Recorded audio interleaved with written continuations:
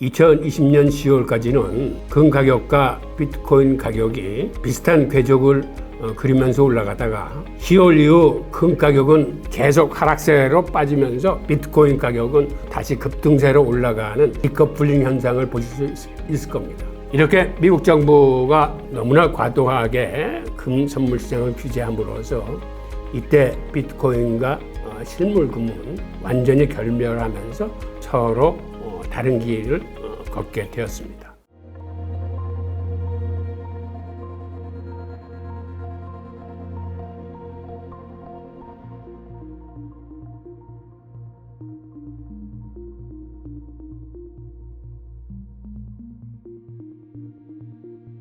자, 이번에는 이슈 분석 시간입니다. 최근 금 원자재 가격이 급등하고 있습니다. 잠깐만. 자, 제가 말씀드릴 순서는 지금 페이지에서 보이는 이 순서대로 말씀을 드리겠습니다. 자, 여기 지금 그래프를 보면 어제 금, 은 등 그 원자재 가격 편인데요. 금 같은 경우 어제 하루에 34달러가 올라서 1.44% 상승을 했고, 은 같은 경우는 1.89달러가 올라서 자그마치 6% 이상 급등했습니다. 구리 가격도 만만치 않게 지금 급등 중인데 어제 하루에 4% 이상이 올랐습니다. 이런 식으로 지금 금, 은 원자재 가격이 이제 급등하고 있는데 이 내용을 한번 분석해 보도록 하죠. 한마디로 금은 가격은 지금 고삐가 풀린 양상입니다. 금의 상승세를 보면 지난 1년간 약 17% 정도 올랐고, 은은 거기에 2배 가까운 32%가 올랐습니다. 즉, 이렇게 원자재 가격이 상승할 경우에는 은이 금보다 2배 가까이 빨리 오르고 있습니다. 이거는 과거에도 그랬는데, 과거에 금은 교환 비율 그래프를 여러분들이 한번 포털에서 한번 찾아서 한번 보시기 바랍니다. 즉, 금과 은은 상승 비율이나 하락 비율이 다릅니다. 그러니까 가격이 올라갈 적에는 은 가격이 금보다 훨씬 빨리 올라가고, 가격이 떨어질 때는 반대로 은 가격이 금보다 훨씬 빠른 속도로 급락을 합니다. 즉, 여러분들이 투자를 할 때 이런 금과 은의 교환 비율을 많이 참조하셔가지고 이렇게 가격이 올라가는 시점에서는 금보다는 은이 수익률이 훨씬 좋고, 그 다음에 가격이 폭락하는 장에서는 은 가격 하락률이 금보다는 더 빠른 속도로 하락하기 때문에 이 점을 투자에 참고하시기 바랍니다. 그리고 최근 이렇게 금값이 오르는 가장 중요한 이유는 중국, 투르키예, 폴란드, 러시아, 인도의 중앙은행이 금 수입을 지금 많이 하고 있습니다. 그러다 보니까 이러한 행태가 금 가격을 상방으로 견인 중입니다. 그리고 또 하나는 우크라이나 전쟁 시 러시아 외환보유고를 서방 측이 압류를 했고, 게다가 더 나아가서 러시아 부호들, 즉 개인 자산까지 압수를 했는데, 이런 상황이 이어지다 보니까 많은 나라들에서 이제는 미국 국채 대신 금을 모으고 있는 이러한 추세를 이러한 상황이 부추겼다라고 보여집니다. 즉, 미국을 위시한 서방 측의 이러한 태도가 부메랑으로 돌아와서 이제는 반미 감정을 갖고 있는 국가나 앞으로 미국과 부딪힐 우려가 있는 나라들은 이제 그들의 외환보유고에 미국 국채를 담지 않고 금을 사모으는 이런 추세로 나가고 있어서 이것이 금 가격을 폭등시키고 있는 주요 원인입니다. 관련해서 미국의 대형 은행들이 금 가격을 전망을 했는데, 시티은행 같은 경우는 올 연말에 금 가격이 온수당 2,500달러에 다다를 것으로 보이며, 앞으로 6개월 내지 18개월 내에 온수당 3,000달러까지 갈 거라고 전망을 했습니다. 골드만삭스는 오히려 시티은행보다도 더 공격적으로 전망을 했는데요. 올 연말에 금이 1온수당 2,700달러에 도달할 거라고 전망을 했습니다. 프랑스의 파리바 은행은 금값이 그리 멀지 않은 미래에 온수당 4,000달러까지 뛸 수 있다고 전망함으로써 많은 금융기관들이 지금보다도 금 가격이 더 상향으로 치솟을 수 있다라고 이제 전망을 했습니다. 그 내용을 한번 보겠습니다. 지금 그래프에서 보시는 바와 같이 중국과 인도가 세계 최대의 금 수입국입니다. 그런데 저 가운데 보이는 핑크색이 최근 늘어나기 시작하는 투르키예입니다. 그리고 그 바로 위에 미세하게 보이는 청색 부분이 러시아입니다. 즉 이렇게 중국, 러시아, 투르키의 인도가 세계의 금시장을 주도하고 있는데 최근에 들어와서는 오히려 인도보다도 투르키나 폴란드나 러시아 중앙은행이 금 매수가 더 많습니다. 참고로 세계 금 생산국 순위를 살펴보면 세계 최대 금 생산국은 중국이고 2위가 러시아입니다. 3위가 호주, 4위가 캐나다, 5위가 미국 순으로 세계의 금 생산도 중국, 러시아 등 브릭스 국가가 가장 많은 비중을 차지하고 있습니다.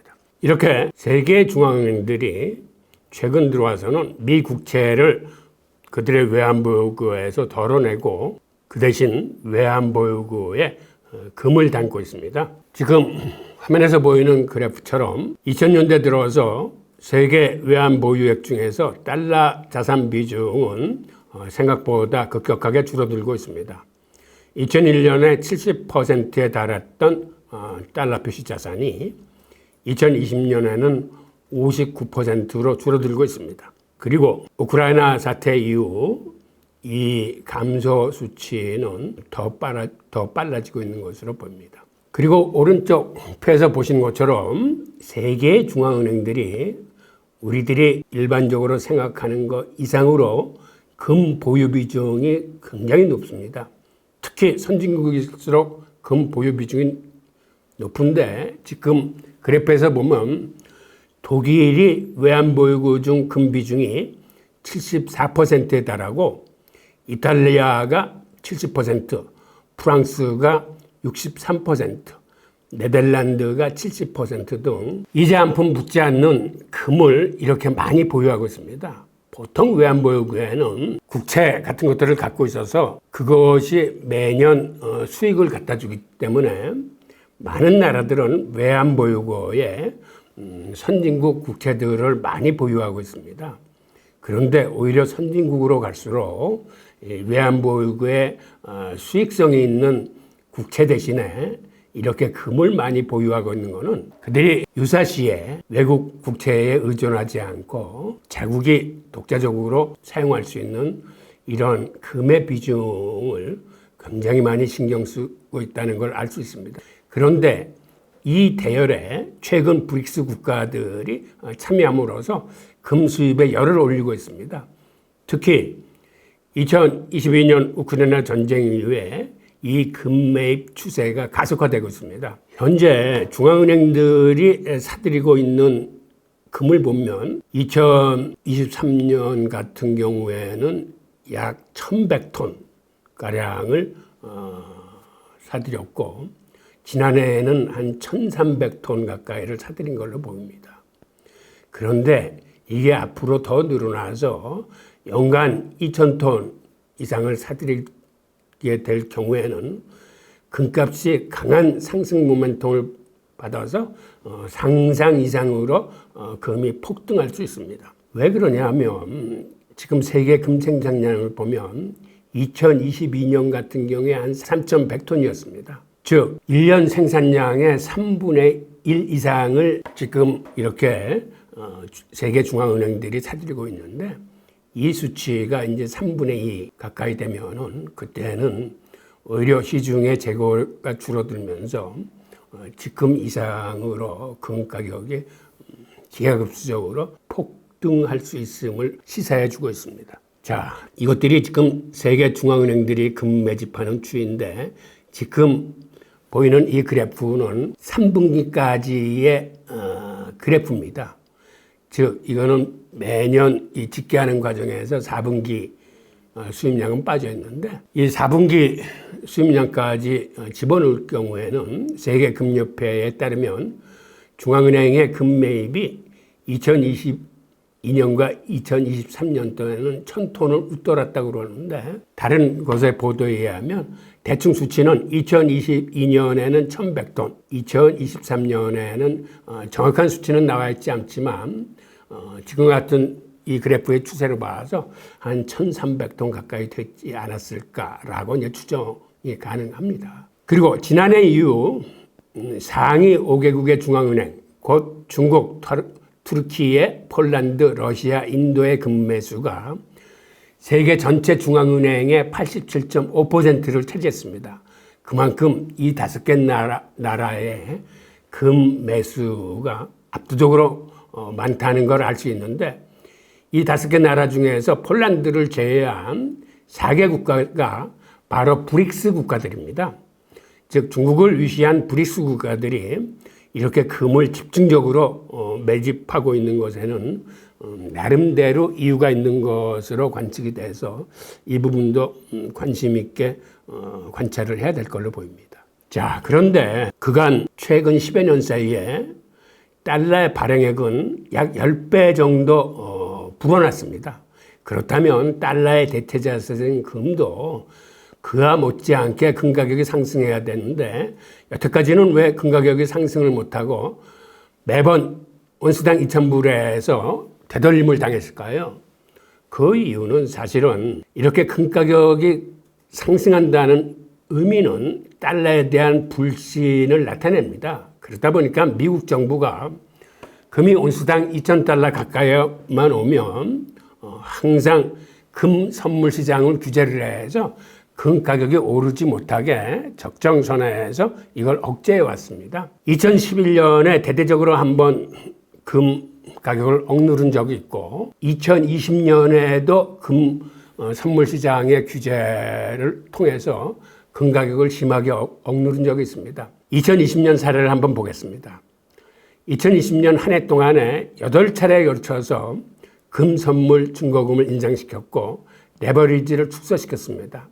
그 내용을 보면 일단 금 선물을 하려면 개시증거금, 이른바 위탁증거금을 내야 됩니다. 그런데 이 위탁증거금이 2020년 초만 해도 계약당 4,950달러였었는데 이를 8차례 인상시켜가지고 연말에는 12,650달러까지 올렸습니다. 즉 연초 대비 자그마치 2배 반 정도, 즉 155%를 인상한 겁니다. 이 금선물 시장에는 위탁증거금만 있는 게 아니고 유지증거금이라고 개시증거금 내고 또 그 거래를 유지할 수 있는 유지증거금도 또 내야 됩니다. 근데 유지증거금도 위탁증거금과 마찬가지로 8차례 인상을 해서 이것도 위탁증거금과 동일하게 155%를 8차례에 거쳐서 인상을 했습니다. 게다가 하반기 들어서 금값이 떨어지는데도 증거금을 3차례 더 인상하면서 레버리지를 대폭 축소시켰습니다.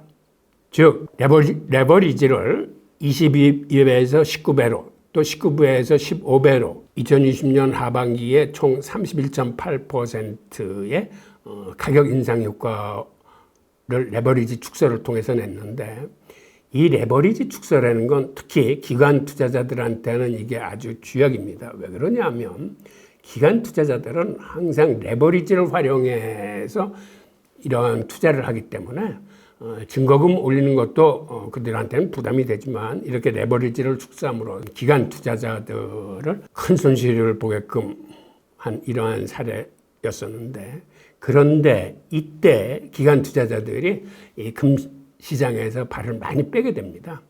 그래서 그들이 이때 비트코인 시장으로 이동을 하면서 그때까지만 해도 금 가격과 비트코인 가격은 서로 동행성을 가졌습니다. 즉 올라가는 그래프가 비슷한 궤적을 그렸는데 이때 10월 이후로 완전히 디커플링이 됩니다. 이 그래프를 보시면 2020년 10월까지는 금 가격과 비트코인 가격이 비슷한 궤적을 그리면서 올라가다가 10월 이후 금 가격은 계속 하락세로 빠지면서 비트코인 가격은 다시 급등세로 올라가는 디커플링 현상을 보실 수 있을 겁니다. 즉 이렇게 미국 정부가 너무나 과도하게 금 선물 시장을 규제함으로써 이때 비트코인과 실물금은 완전히 결멸하면서 서로 다른 길을 걷게 되었습니다. 자, 그렇다면 미국이 언제까지 이렇게 금 시장을 주도할 수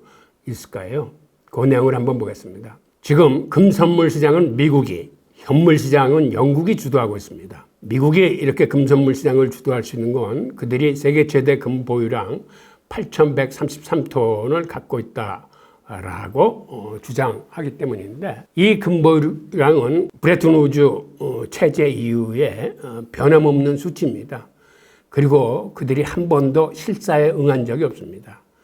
즉, 지금 세계에서는 미국이 과연 어느 정도의 실물금을 갖고 있는지 이게 미스터리에 빠져 있는 그런 상태인 거죠. 그리고 최근 러시아 우크라이나 전쟁으로 인해서 서방 세계가 러시아의 외환 보유고를 제재하고 러시아 부호들의 개인 재산까지 압수함으로써 다른 나라의 중앙은행들이 미국 국채 대신 금 보유를 선호하고 있습니다.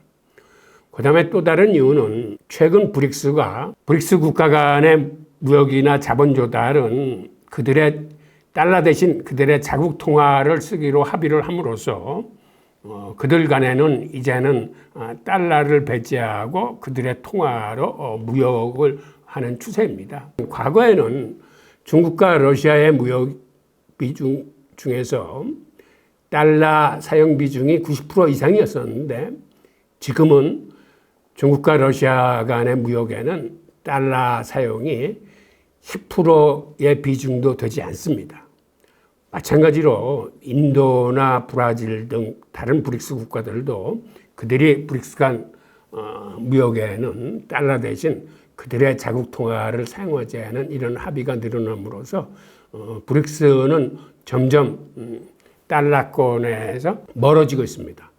게다가 브릭스는 그들의 공동통화를 추진하고 있습니다. 이 공동통화 추진은 러시아가 앞장서서 주도하고 있는데, 그들의 계획을 보면 일단 그들의 공동통화가 개발될 때까지는 잠정적으로 위안화를 그들의 무역통화로 쓰자는데 지금 합의를 보고 있고, 그리고 나중에 그들의 공동통화는 금이나 리튬, 원자재를 담보로 하는 실물화폐로 추진하겠다는 그런 입장입니다. 그러다 보니까 중국을 비롯한 브릭스 국가들이 금 수입에 매진하고 있고, 현재 지금 그간 미국이 금 가격을 대략 2,000불 이내에서 이걸 억제하고 있었는데, 최근 들어서 이렇게 금이 2,400불 이상으로 폭등하면서 은은 금 가격보다 훨씬 더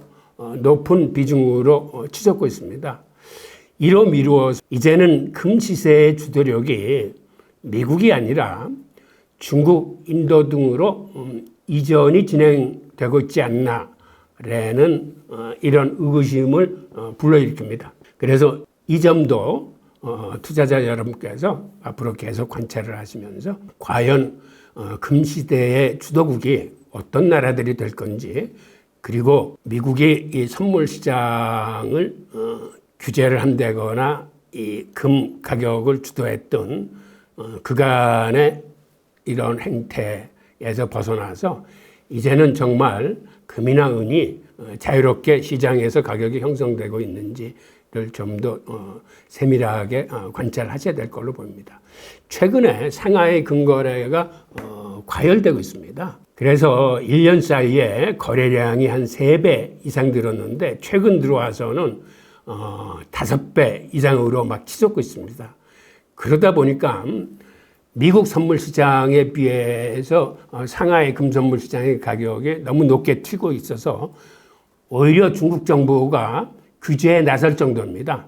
그래서 중국도 미국과 마찬가지로 위탁증거금과 유지증거금을 올림으로써 상하이의 금거래 과열을 지금 억누르고 있는 그런 실정입니다. 이 와중에 제임스 리카드로는 이런 상태로 간다면 이제는 완전히 금이 자유롭게 시장에서 가격이 형성되면서 2026년에는 금 가격이 17,000달러에 달할 수 있다라는 전망을 내놨습니다. 그리고 최근 들어와서는 오히려 17,000달러가 아니라 그는 자기의 전망을 수정한다면서 이거를 25,000달러로 수정하겠다라고 이렇게 얘기할 정도로 지금 시장은 심상치 않게 돌아가는 그런 징후를 보이고 있습니다. 자, 심상치 않은 건 또 하나가 있는데 중국의 금관리 정책이 심상치 않습니다. 중국은 세계 최대 금 생산국이자 그들이 금 생산을 하게 되면 이걸 자유롭게 시장에서 파는 게 아니라 전량 광산은 인민은행 산하의 금 거래소만을 통해서 자기가 채굴한 금을 팔아야 됩니다. 한마디로 중국 정부가 금의 유통을 관리하고 파악하겠다는 그런 얘기입니다. 그리고 세계 최대의 금 생산국인 중국은 또한 세계 최대의 금 수입국입니다. 즉 세계의 금이 지금은 중국으로 모이고 있습니다. 그리고 또 하나 그들은 원칙적으로 금 수출을 금지시켜 놓고 있습니다. 게다가 이거를 실효성 있게 관리하기 위해서 상하이 금 선물 시세를 미국 뉴욕의 금 선물 시세보다 약간 높게 형성시켜 놓고 있습니다. 즉 얘기는 상하이 금거래 시세가 미국의 금거래 시세보다 약간 높게 형성됨으로써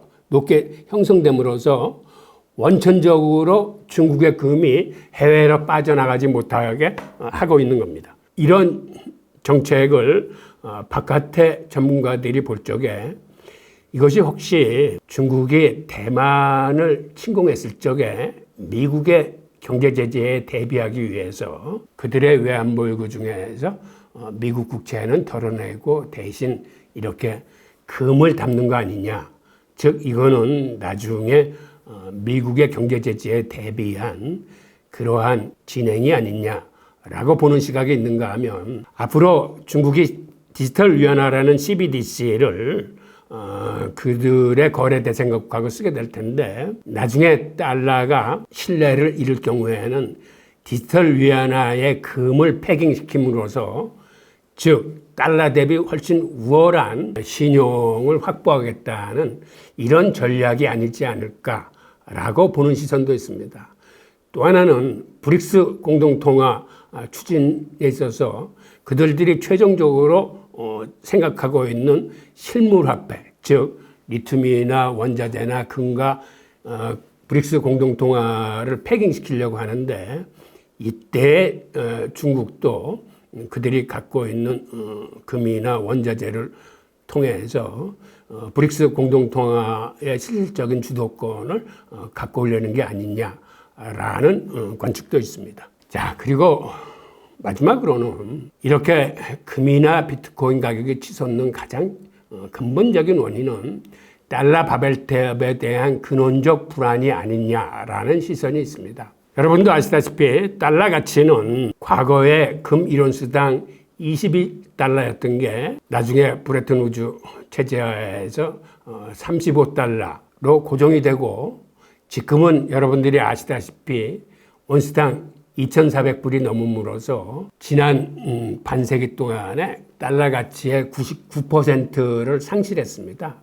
그런데 앞으로 달러 발행액이나 달러 표시 자산, 즉 미국 국채가 기하급수적으로 늘어남으로써 여태까지 달러 가치의 상실물보다는 앞으로의 상실분이 더 크지 않겠느냐라고 보기 때문에 이러한 근원적 불안이 달러의 대체 자산인 금과 은, 비트코인을 찾게 만드는 게 아니냐라는 이러한 시각이 있습니다. 달러 발행액은 글로벌 금융위기, 즉 2008년 이후 10여 년 사이에 자그마치 10배 이상이 발행됐습니다. 그러다 보니까 그래프에서 보시는 것처럼 경쟁 상대국의 통화도, 즉 세계 4대 통화도 경쟁적으로 발행량을 늘려서 달러 못지않게 많이 발행되고 있습니다. 지금 그래프에서 보시는 것 중에서 빨간 선이 달러의 발행액이고 그 달러보다도 더 많이 찍어낸 청색 선이 유로화입니다. 그리고 저 초록색이 일본의 엔화인데 일본같이 작은 나라가 통화 발행량은 달러나 유로화에 못지않게 많이 발행했음을 알고 있습니다. 게다가 저 황색선은 중국의 위안화입니다. 위안화는 사실 코로나19 이전에는 이 4대 통화 중에서 발행량이 가장 많았습니다.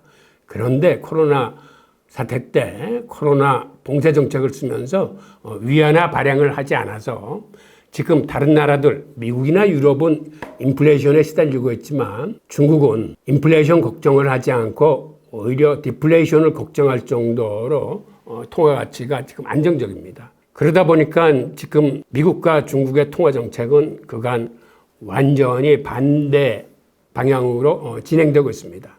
즉 미국이 기준금리를 계속 상승시킬 때 중국은 기준금리를 내리고 통화 발행량을 늘렸습니다.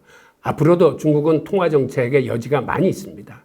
그래서 경기 부양을 할 적에 금리를 인하하고 지준율을 낮춤으로써 시중 유동성을 늘릴 수 있는 그런 여력을 갖고 있습니다. 게다가 이런 통화 정책보다 더 중요한 게 미국의 달러 표시 자산입니다. 그 국채 발행량인데 그 국채 발행량이 급증하고 있습니다. 지금 보시는 그래프에서 팬데믹 사태 이후에 앞으로 미국 정부의 국채 발행은 그래프에서 보는 것처럼 수직에 가까울 정도로 급상승 하려는 이런 모양을 볼 수 있습니다. 이미 미국 정부 부채는 35조 달러에 도달했습니다. 그러다 보니까 지금 미국 정부는 그 이자와 원리금 지급액만 1조 달러를 돌파했습니다. 즉 1조 달러는 미국이 걷어들이는 세금의 약 17%에 달하는 그런 금액입니다. 그런데 연준이 금리 인하를 못하게 되면 올 10월에는 이 이자 지급액이 1조 7천억 달러로 급등하게 됩니다. 미국의 2024년 예산이 6조 9천억 달러인 것에 비교해 볼 적에 1조 7천억 달러는 굉장히 많은 금액입니다.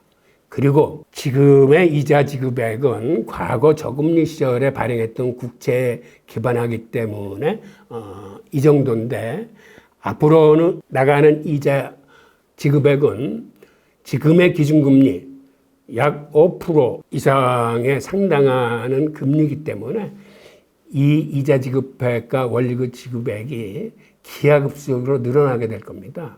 즉 그 얘기는 미국의 재정 팽창 정책은 더 이상 지속 가능한 정책이 아닙니다. 이렇게 급증하는 이자를 아무리 발행국이라 하더라도 미국의 재정이 이거를 감당하기 힘듭니다. 즉 이러한 우려가 달러의 대체 자산인 금과 은과 비트코인으로 투자자들의 시선을 돌리고 있는 그런 부메랑으로 작용하고 있습니다. 자, 오늘의 주요 뉴스와 이슈 분석은 여기까지입니다. 감사합니다.